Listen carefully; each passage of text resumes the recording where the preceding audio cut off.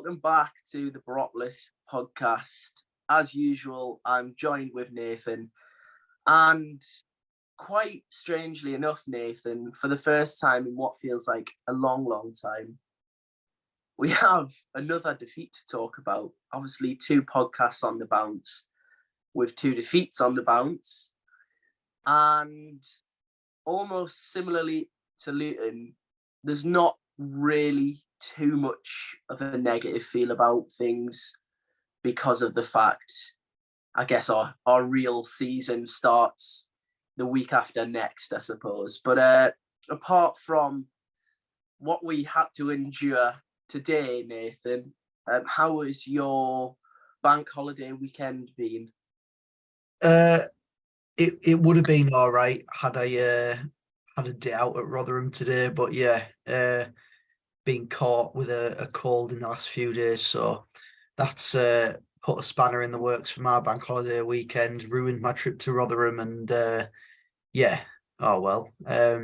It probably did save me a trip in the end, but yeah.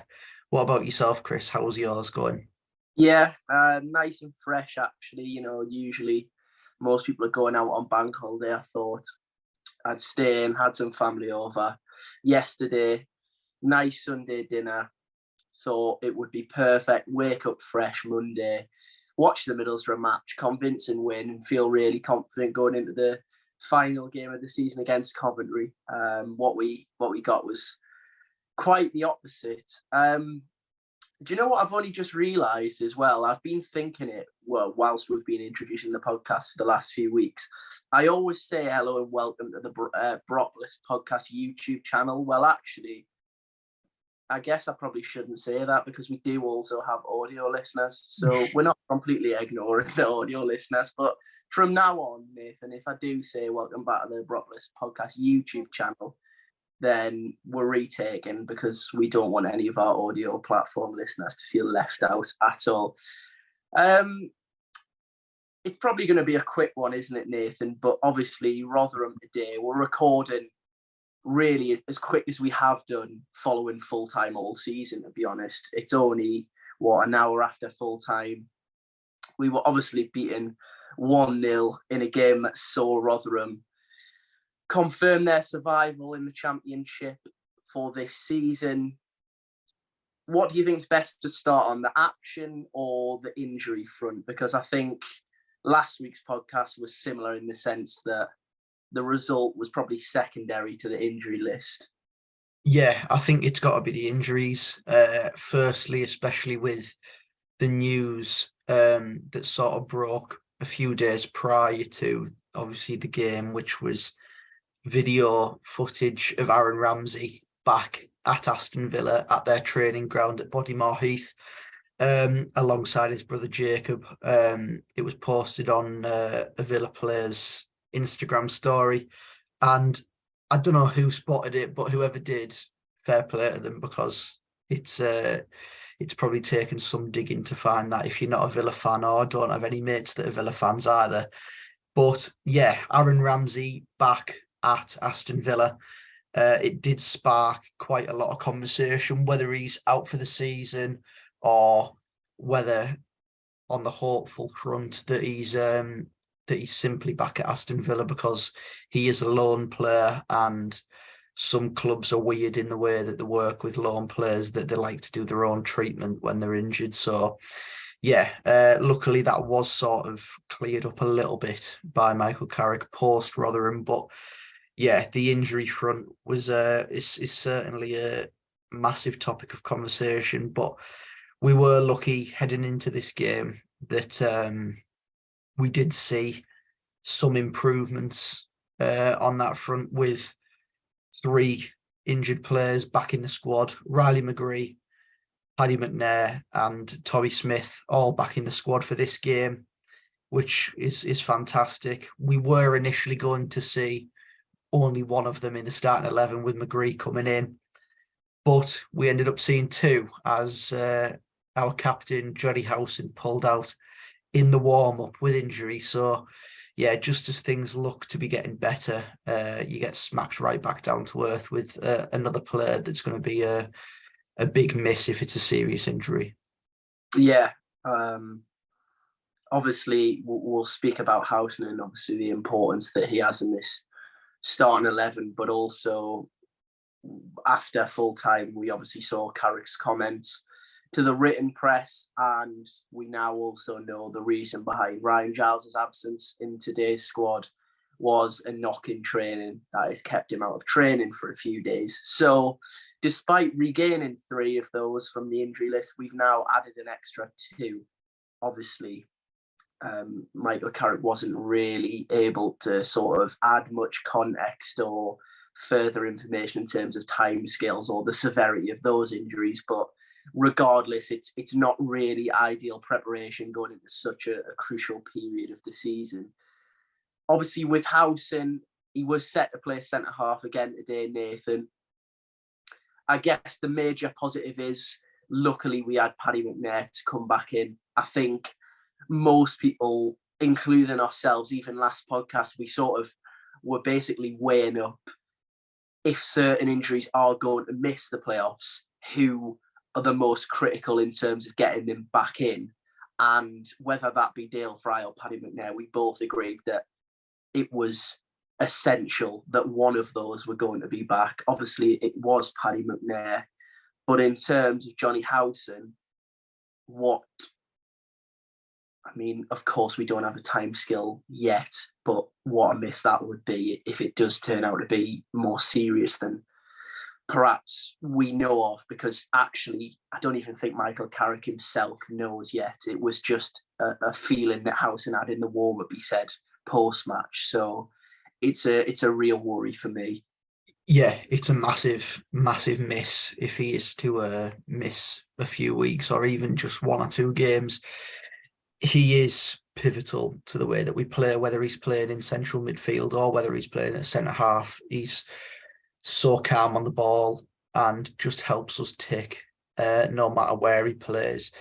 And he's been, as I say, pivotal next to Hayden Hackney in central midfield for Middlesbrough in this push up the league. So, yeah, it'll be a really, really big miss if Johnny Housen is to miss out for the rest of the season, I suppose. But you don't want to think too negatively. I'm glad that it was sort of felt in the warm-up. Hopefully, it was just a precaution type measure to pull him out of the starting 11. And yeah, hopefully, as I say, it isn't too serious. And hopefully, with a week to go ahead of Coventry and, well, nearly 2 weeks to go ahead of that first leg of the playoffs, hopefully Johnny Housen's back fit and firing for Middlesbrough, because it'd be a massive miss.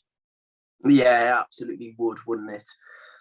Obviously, we mentioned Giles as well. Again, not too sure on the timescale for that. So, as you say, really, we can only sort of try and be as positive as possible and just cross everything that those two aren't as serious as some of the other injuries that we have had.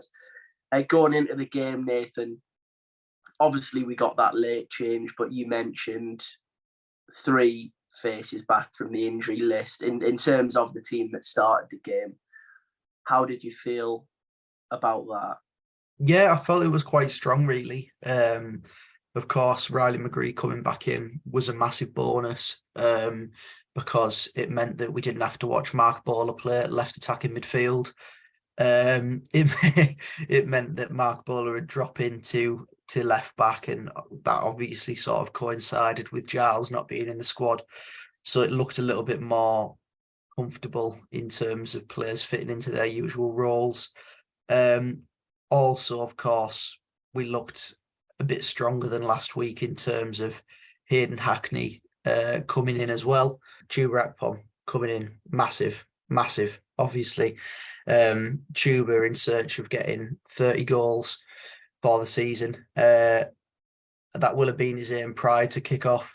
And yeah, looking at that side at 12 o'clock this morning, I thought, yeah, that should be a strong side that goes to Rotherham and gives them a good game. Of course, in the context of the afternoon, Rotherham knew that a win would mean safety in the Championship for next season. And yeah, their side as well, equally strong. They were obviously going to go for things.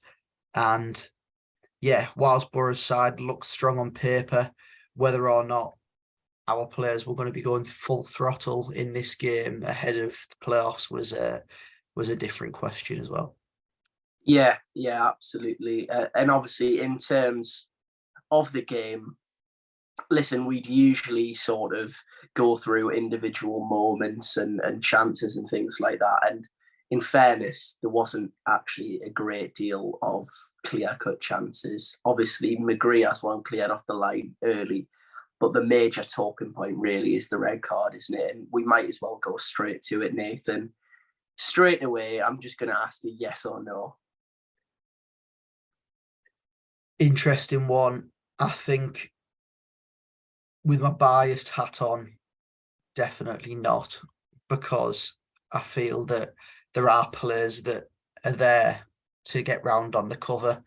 And I don't think Anfernee Dijksteel does a whole lot in terms of trying to stop John Hugill. But yeah, the referee has been given a decision to make, and he's sent Anfernee Dijksteel packing.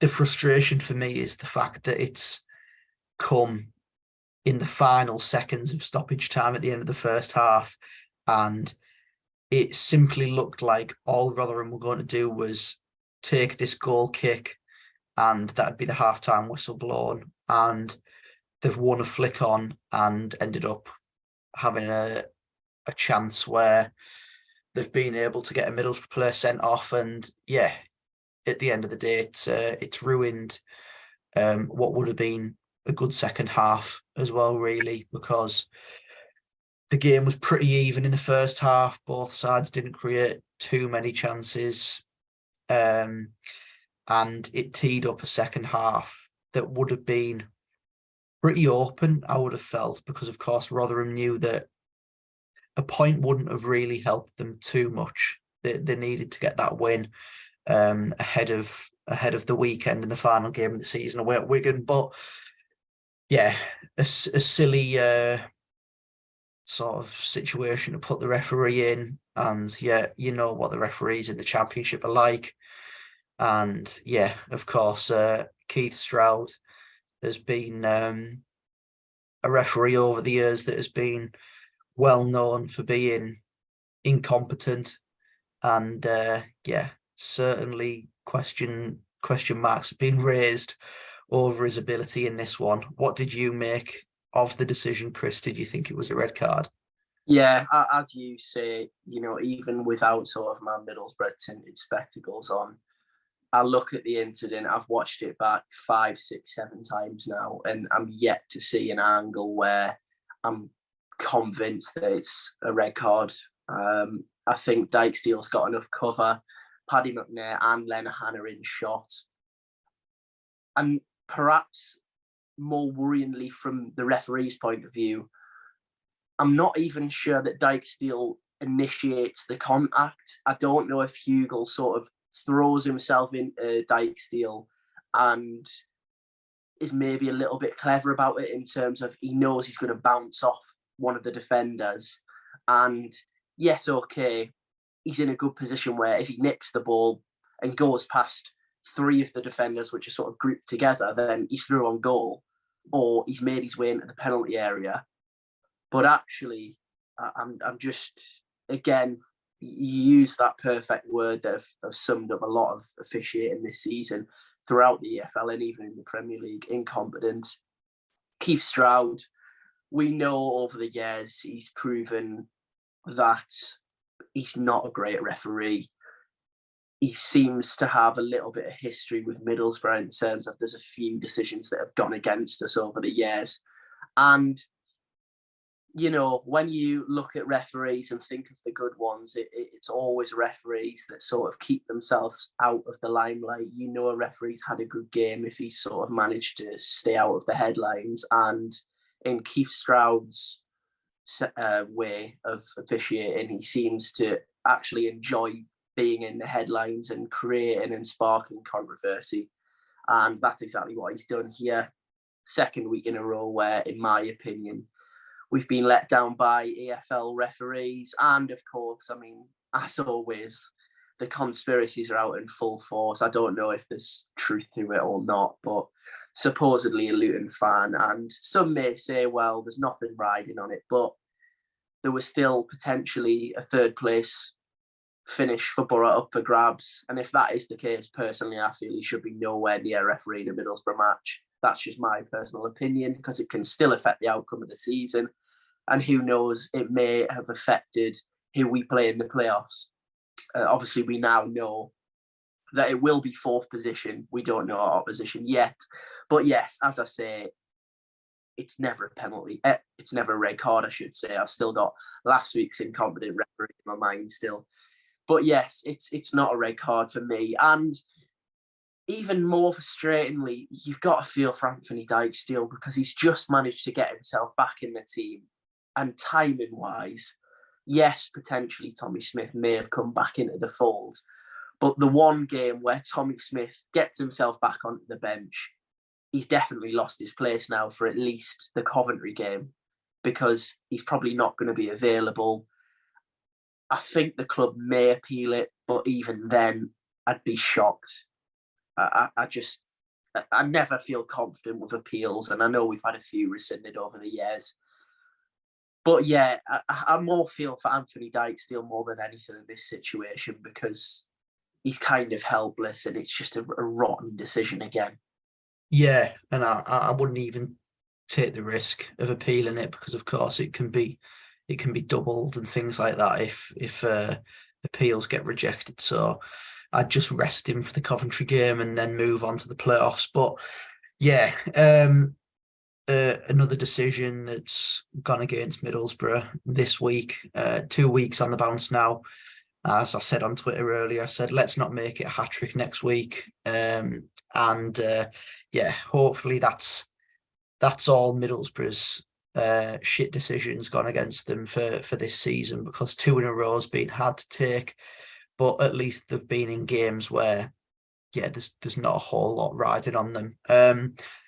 But that being said, it doesn't take anything away from the sloppiness of the goal that we concede, or wait 5 minutes after half time, like every single week. So yeah, one change at the break. Obviously, Tommy Smith came on for Cameron Archer for a damage limitation a little bit, going 4 at the back. Once again, like for like, with Anfernee Dijksteel. So we played without a centre forward for the second half. And yeah, Tommy Smith gives the ball away. Rotherham play it inside to a Doffin. No one closes him down, and he fires a shot that is probably 2 inches to the left of Zach Steffen, and Steffen doesn't move, and it goes in the back of the net. It is an incredibly poor goal to concede from my perspective. You could even see on the TV that it wasn't in the corner. It's straight down the middle of the goal. And I don't care what any sort of keeper lovies say with, he might not be able to see because I think it was Darragh Lenihan's blocking his vision. I don't care. He should know that Lenihan is stood covering that far post. So he's literally only got to mark that near post off. And yeah, instead he stands there and watches the ball go past him. A lot of people have pointed to Tommy Smith giving the ball away, and yeah, okay, that's fine, but your keeper has to do better. I think I'd have caught it. I'm not even going to lie. But I think one of those where, as you say, I think you call them the keeper lovers. I think it's more so known as the goalkeepers union, isn't it, Nathan? But as you say, it's not particularly in the corner. I think the argument that the keeper lovers would put forward is Darragh Lenihan's covering his sort of view of the ball. And look, yes, that is the case, but also you're kind of hoping your goalkeeper at least makes an attempt. He can probably see the body shape of the Rotherham player shaping to shoot. And I guess he's almost sort of got it anticipated a little bit. The ball yeah, it's a strange one because from every angle I've watched back, it's not in the corner or headed for the top corner or high over Stefan's head. It is maybe it's a yard to his left, and you're hoping that he dives. But as you say, it initially starts with Tommy Smith giving the ball away. It's just a rubbish goal to concede again. It's the same as Luton's leveller just after half time last week. Timing is terrible. We switch off. Tommy Smith, new into the game, obviously gives the ball away, and yeah, that proves to be sort of, well, not sort of. It is the critical blow, and it obviously wins Rotherham the game. And it's probably a goal that might turn out to be a quiz question on a Borough quiz in a few years. Who scored that goal on the penultimate day of the season in our promotion winning season, hopefully? But yeah, it's not a goal that I particularly want to sort of talk about for much longer. It's not a good goal to concede. And as you mentioned last week, if we are going to do anything with this season, the sort of lapses of concentration following half-time need to be eradicated soon, because in a playoff over two legs, you concede a goal like that quickly after half-time and the whole look of the tie across two legs completely changes. So yeah, that is something that I'm sure Michael Carrick will be very wary of. We then, late on in the game, Tommy Smith, that man again, the substitute, has probably the best Borough chance of the game. I think it's Riley McGray that crosses to the back post, and actually it bounces to Smith, and all he has to do is get his head over the ball, sort of that sidewinder half volley, and he basically just slices it over the crossbar. And I can't really remember much else happening, to be honest, Nathan. I guess more so in terms of the full performance, and obviously group that in with Luton as well, there's a few people that are a little bit concerned with the results. We both said we would be more than happy for the kids to play out the final two games of the season.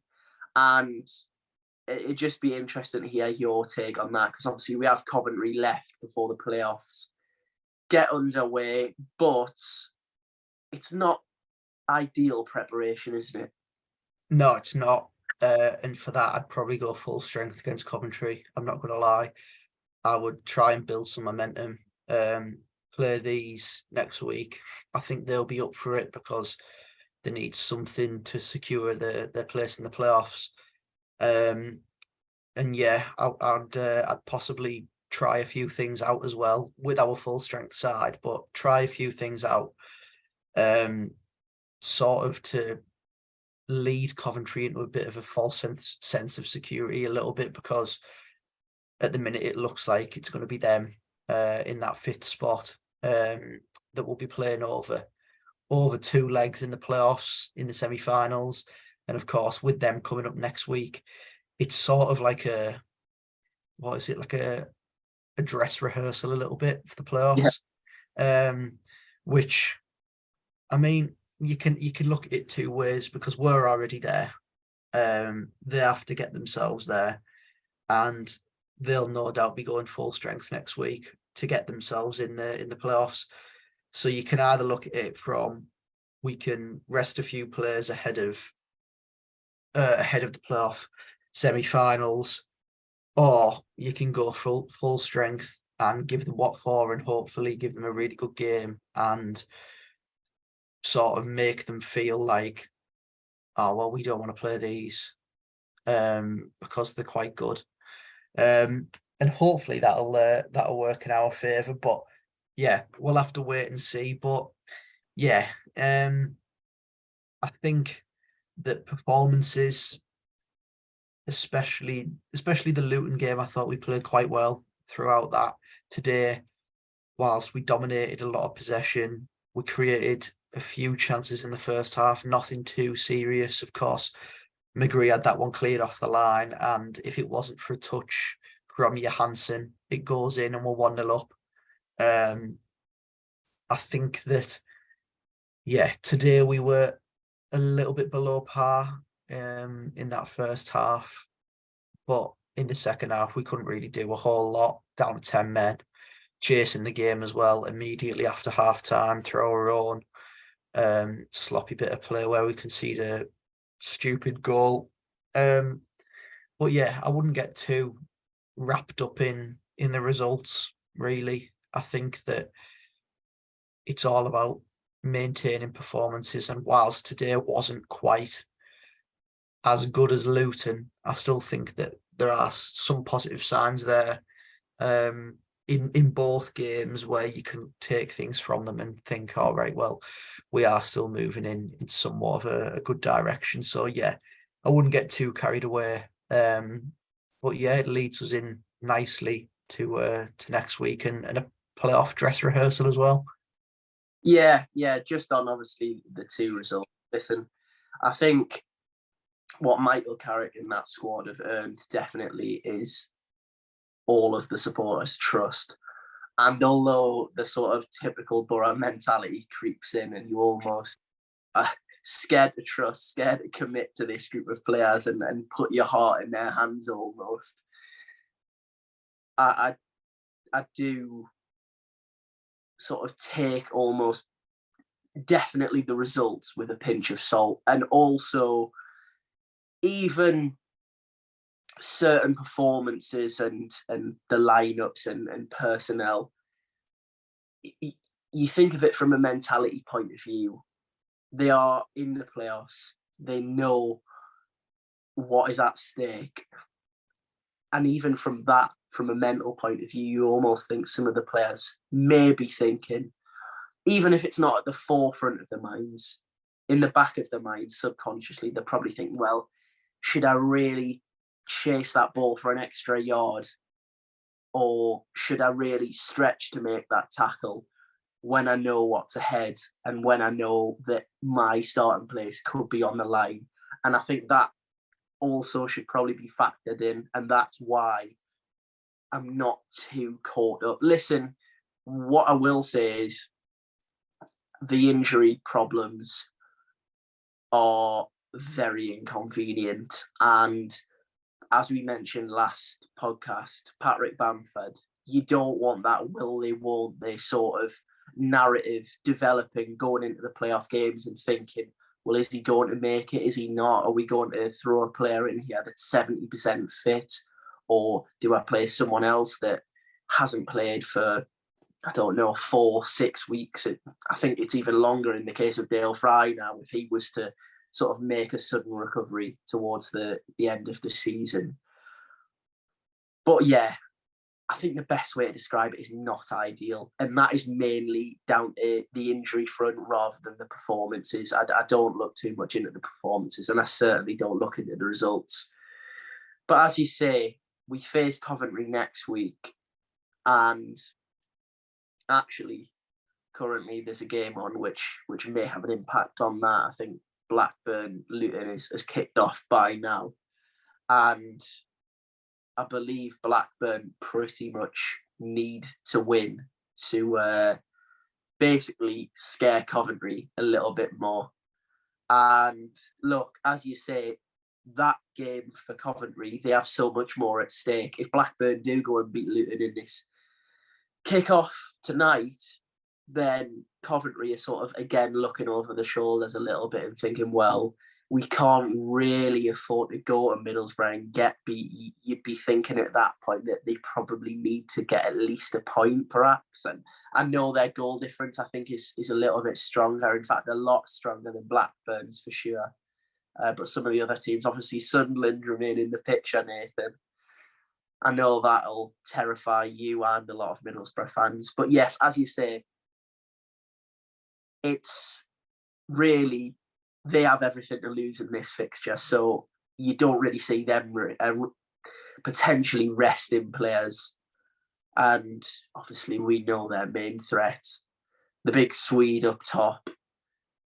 We chased him for a period of the summer. Chris Wilder, a huge fan, as were a lot of Middlesbrough fans. It's undoubted his talent, really.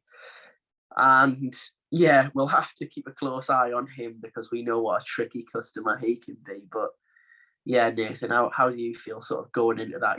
Given that also, I'm not sure so much if it'll play on Michael Carrick's mind, but there's going to be a full house in the stadium. Does that make Michael Carrick think, well, actually, I sort of want to give the home fans something to cheer about going into the playoffs? Or do you think he is just thinking purely about that first leg of the playoffs already?